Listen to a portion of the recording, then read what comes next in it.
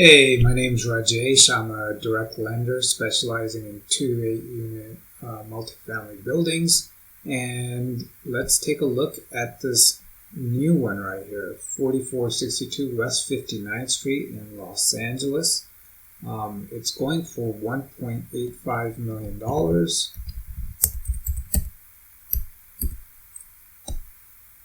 Too many zeros. This is why I gotta count zeros out loud. Doesn't seem like there are any vacant units, but let's see here. It is 8 units. One building, 2 stories. Pro forma NOI is 121. Actual NOI is 100.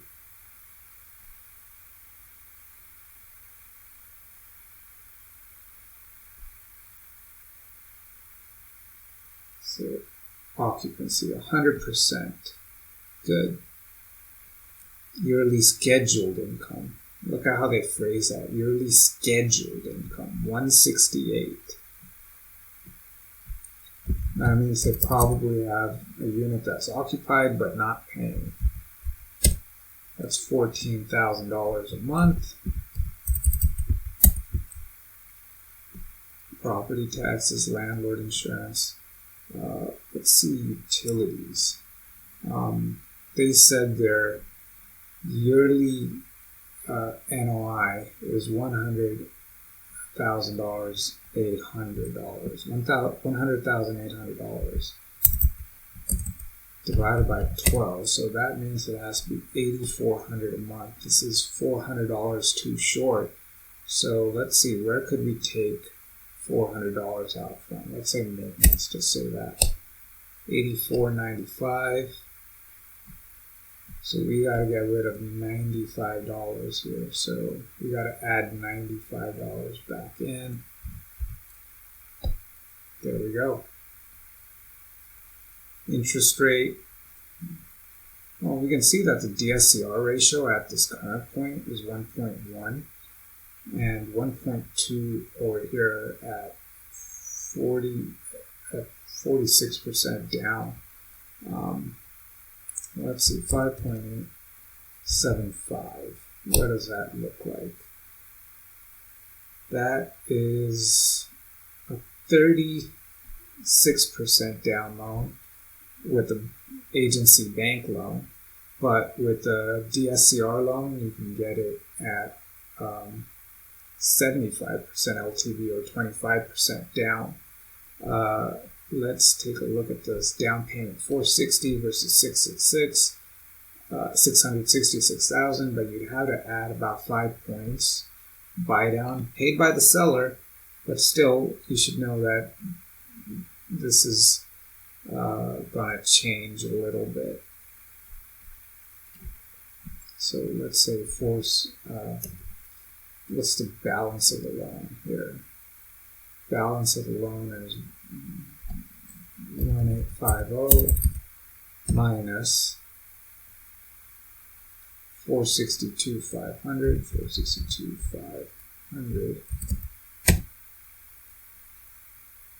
1.387 times 0.05.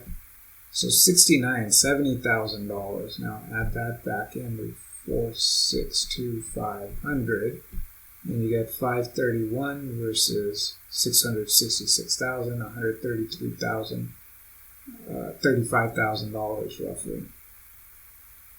So here you're cash flowing 1,400. Here you're cash flowing 200. So let's see what happens if we go interest only, $1,600 a month. My bet is if we did that on the bank loan, it would be roughly the same. Is this a good deal? I don't know. Let's see here. 462,500 divided by 1,607. So it would take $287,000 or 287 months just to recover your initial down payment, or 24 years. But if you're thinking you're just going to buy it down at buy this property once at 5.875 and that's it and never refi again, yeah, it would take you about 24 years to recover your down payment.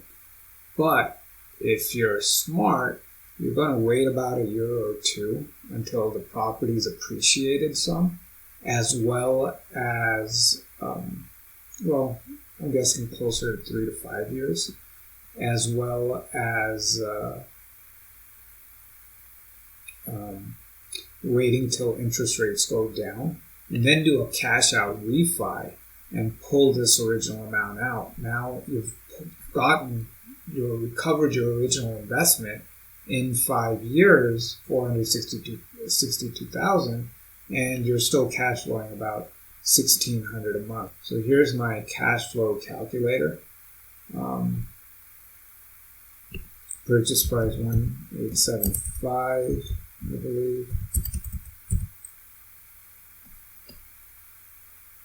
Yeah, 185, even cheaper. This is LA, so we're looking at yearly appreciation of 8.26%, yearly inflation probably closer to 4.86%. I don't trust the CPI data. Rental inflation 3.18. Last I actually checked, it was something like 3.89 in Los Angeles. But you know what? Let's leave it 3.18. Let's be conservative. Vacancy 8%. This building was 100% occupied. Alright, so down payment, we're going 25%. Interest rate 5.875. We're not doing any rehabs, but I like to just make sure these match up. So this is zero loan amount. This is fully amortized, by the way. Oh no, we were doing interest only, right? So 185, 3, 4. There we go. 8 units, and we were doing 14,000 a month, right? 14,000 divided by 8 is 1,750 a month.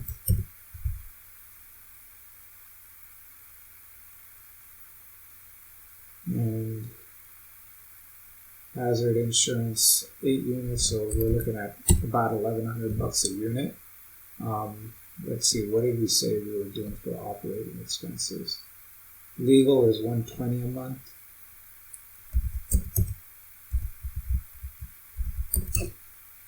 Gas is $20. Water is $65. Electric is $80.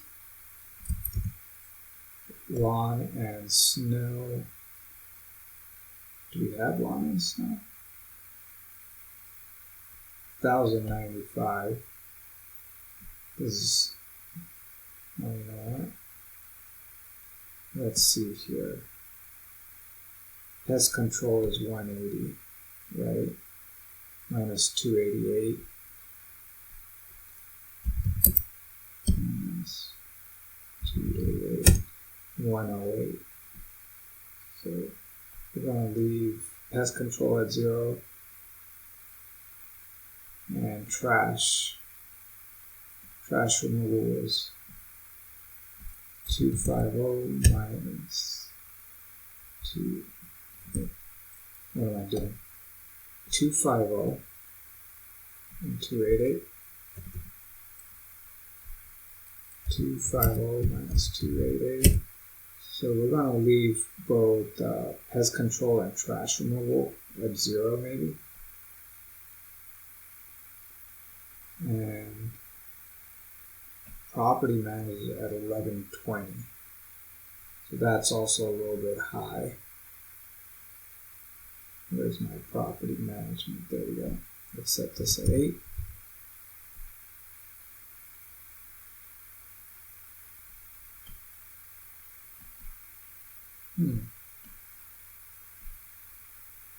That's weird. Oh, okay. I see what's happening here.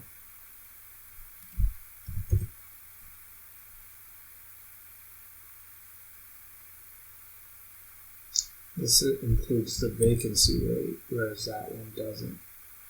Okay, so we'll leave that as is. We're looking for yearly cost, monthly cost, $55.75. So we have total income of $12.80 after you take away the vacancy. So $12.80 minus 5575, 7303. What happens if we go 14,000 minus 5575, 8425. So yeah, that's pretty close to 8,400 a month, and this factors in vacancies as well. Now, I want you to look at the net cash flow right here. That's net operating income minus the debt service. It's negative all the way, right to the very end. Then you look at net income. Net income factors in things like mortgage interest, write-off, and building depreciation, right? So you're still showing negative. There's all the taxes you can write off your income. This is what you can write off your income. But look at the exit. You sell in your first year, you're losing $300,000.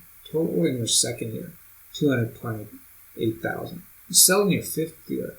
Even though you were negative, you were doing cash flow negative every year, your exit, you still leave with $54,000 on top. You wait until year 10. You've lost $66,000 that year, as well as all the combined losses of the years up to that point.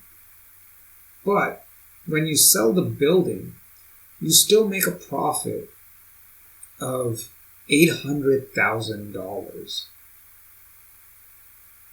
because your net equity in the building, thanks to appreciation, has gone up so much that you still make money on this thing. So you could refinance this building at any of the, at like 5th year, 6th year, 10th year, year 10, pull out $800,000. Now you've doubled your original investment in 10 years. 10 years. That's faster than the stock market, and you're still losing money on the cash flow of this thing.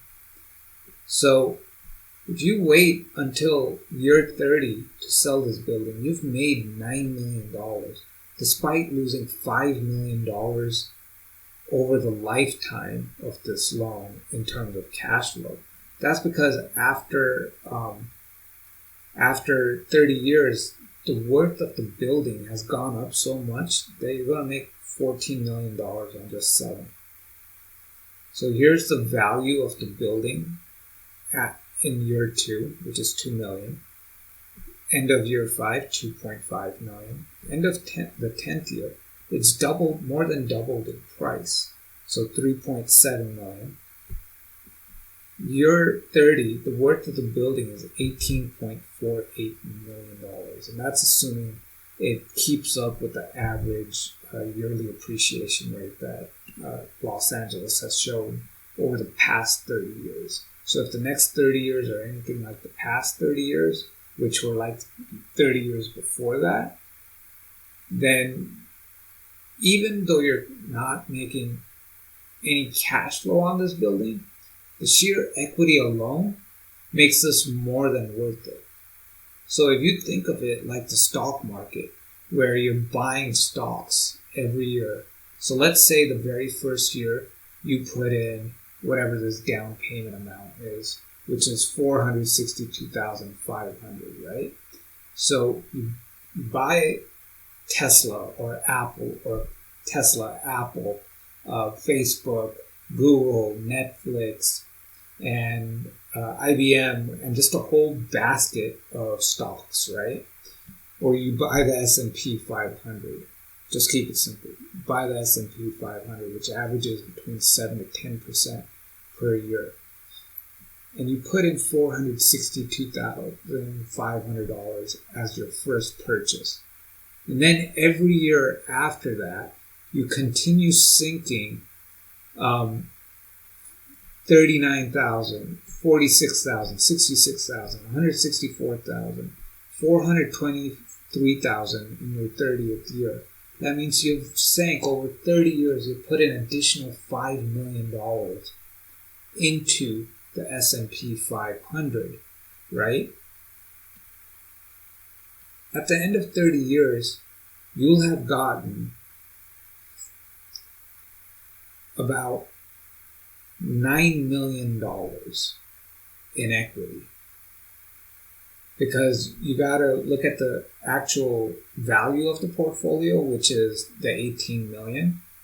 But then you've also got to take into account the fact that you spent all this money trying to get it, right?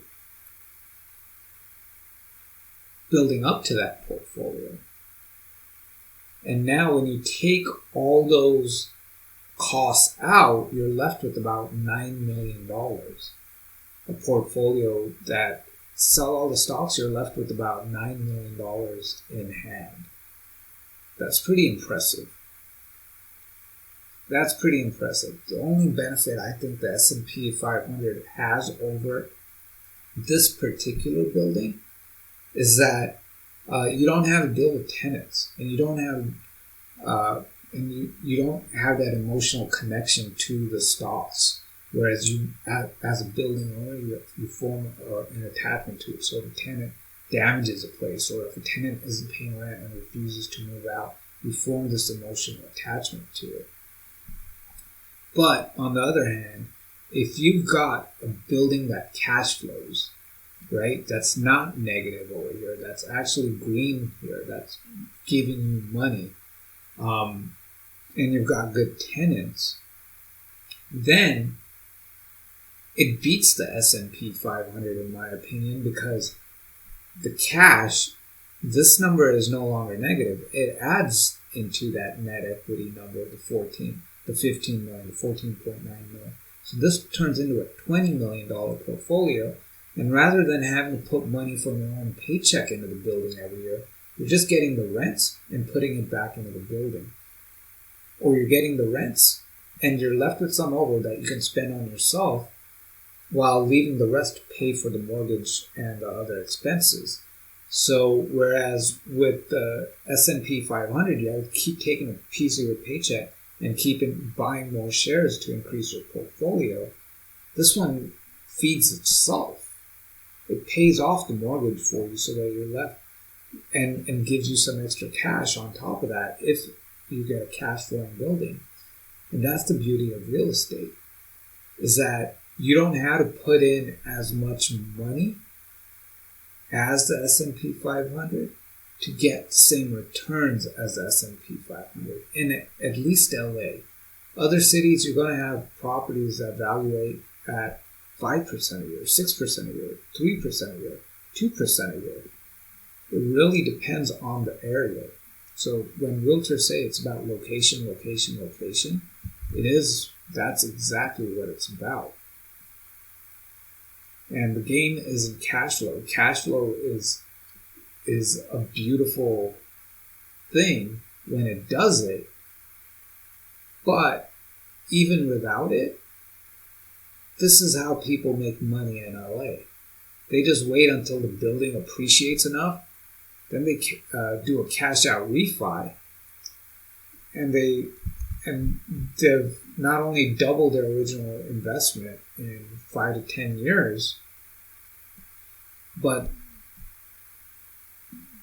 when they sell it in 30 years, they've got one building that's worth $9 million. Now imagine buying this building when it was $90,000, and 30 years later, it's worth, $900,000. $9 million in 30 years is probably going to be the same as having $900,000 or $1.8 million. It's going to be more like having $1.8 million right now. So again, this number sounds impressive, but thanks to inflation, might not be so impressive.